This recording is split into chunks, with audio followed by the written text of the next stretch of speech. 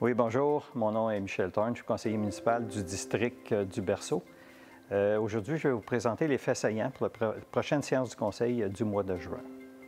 En premier lieu, je tiens à vous mentionner que la municipalité va faire une demande de financement à la CMN, la Communauté métropolitaine de Montréal, pour le parc boisé 640, dans le but d'inclure le boisé dans la trame verte et bleue de la CMN.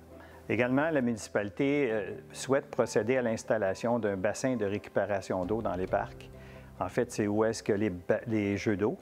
On veut récupérer l'eau qui est utilisée pour les jeux d'eau dans le but, par la suite, d'utiliser cette eau-là pour l'arrosage des plantes à l'intérieur de la municipalité. Le coût de l'installation pour ce système est d'environ 15 000 $ plus les taxes applicables. De plus, je tiens à souligner l'exploit sportif de M. Miro Bélanger, qui s'est démarqué vraiment dans la scène sportive au niveau national dans sa discipline qui est le hockey. De plus, afin de combler un besoin lors des absences du directeur général, le conseil municipal a décidé de créer un poste nouveau qui est un poste de directrice générale adjointe. Donc, le conseil tient à féliciter Mme Chantal Ladouceur pour sa nouvelle fonction en tant que directrice générale adjointe qui vient s'ajouter à un poste de directrice des finances. De plus, afin de soutenir la trésorerie, un poste de trésorière adjointe a été créé. Donc, le conseil municipal tient à féliciter Mme Sophie Siméon pour ses nouvelles fonctions. Maintenant, le conseil municipal tient à féliciter M. Anthony Gualteri pour sa permanence à titre de pompier classe 1 à temps partiel, ainsi que M. Guillaume Saint-Amand pour sa nomination à titre de pompier éligible en fonction supérieure. En outre, le conseil a autorisé l'achat et l'installation d'équipements pour le contrôle et l'accès de l'hôtel de ville pour une somme de 20 000 $ plus les taxes applicables. À la suite de la mise en place des infrastructures de protection contre la crue des eaux, la municipalité devait effectuer des travaux de compensation de l'habitat du poisson. Pour comprendre, c'est qu'on a pris la place du poisson, leur endroit, quand on a fait la digue, donc on nous redemande de leur redonner un habitat. Donc, pour ça, la municipalité a mandaté une firme PNG, Projet d'aménagement incorporé, afin de réaliser des travaux de compensation de l'habitat du poisson.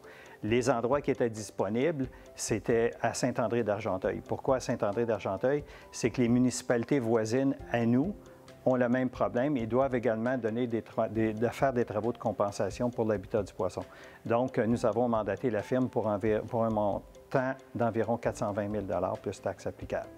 De plus, la municipalité souhaite évaluer la possibilité de réaménager l'intersection de la Rubinette, le chemin principal et la caisse des Jardins. Je pense que tout le monde connaît l'endroit, c'est l'entrée principale de la municipalité.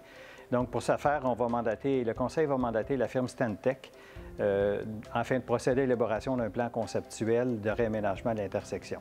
Et pour ça, la municipalité Saint-Joseph-du-Lac prévoit une somme de 17 400 $ plus les taxes applicables. Maintenant, en 2019, la municipalité a procédé à l'achat de barils de chêne, en fait, qui servait pour une terrasse dans l'événement de la sortie des saveurs qui a été finalement, en raison de la pandémie, qui a été annulé. Donc, de ce fait, la municipalité désire maintenant revendre ces barils-là. Ce sont des barils de chêne de 36 pouces de hauteur pour un montant unitaire de 85 $. Donc, les barils seront disponibles à l'achat le 15 juin entre 14 h et 19 h à l'écocentre municipal de Saint-Joseph-du-Lac au 4085 chemin Oka. De plus, la municipalité souhaite se départir de 20 bandes de patinoires en bois. En fait, toute personne intéressée à acquérir ces bandes doivent communiquer avec le service des loisirs par courriel avant le 17 juin à l'adresse qui est loisirs@jdl.qc.ca. Donc, ça sera un tirage au sort qui sera fait par la suite le 20 juin parmi toutes les personnes intéressées. Pour terminer, nous vous invitons à participer à l'activité Cinéma plein air qui aura lieu le vendredi 17 juin prochain au Parc Polyvalent-Lauson, ainsi que la fête nationale qui aura lieu le 23 juin au même parc, au Parc Polyvalent-Lauson. Pour les détails concernant les activités, visitez notre site Web. Donc, sur ce, je vous remercie de votre écoute et je vous souhaite une bonne semaine.